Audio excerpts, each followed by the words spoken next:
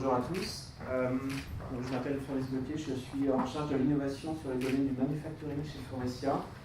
Faurecia, donc nous sommes équipementiers de l'automobile, on fait des sièges, des planches de bord, des systèmes d'échappement.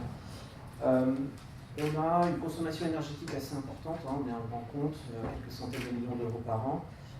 70% c'est de l'électricité et 30% c'est du gaz.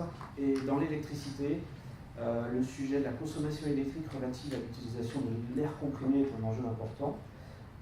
Alors l'air comprimé, c'est l'air comprimé qui sert notamment à actionner des visseuses et un certain nombre d'outils dans nos usines d'assemblage.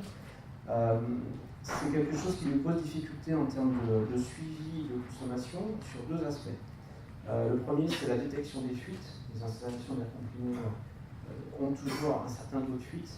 Et aujourd'hui, pour détecter une fuite d'air comprimé, on n'a pas vraiment de mesure, il faut sonder. Et pour sonder, il faut quelque part arrêter les consommateurs, donc arrêter l'usine, faire tourner les compresseurs et faire le tour des canalisations pour voir d'où vient la fuite. Donc c'est pas très Industrie 4.0, ni très Smart Factory. Le deuxième enjeu, c'est être capable de comparer les efficiences énergétiques de nos compresseurs.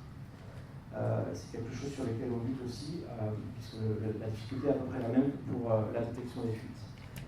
Le défi consiste en fait à nous aider à trouver des technologies, si possible non intrusives, qui seraient capables de mesurer en continu les limites d'air dans nos installations.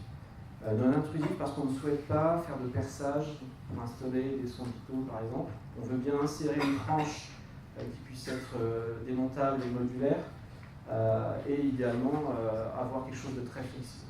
Donc le défi c'est celui-là, c'est scanner le marché pour savoir ce qui existe en technologie. Aujourd'hui, on n'a pas forcément trouvé des choses qui nous conviennent. Et puis s'il y a des développements, des axes innovants à trouver en termes de développement technologique pour faire ça,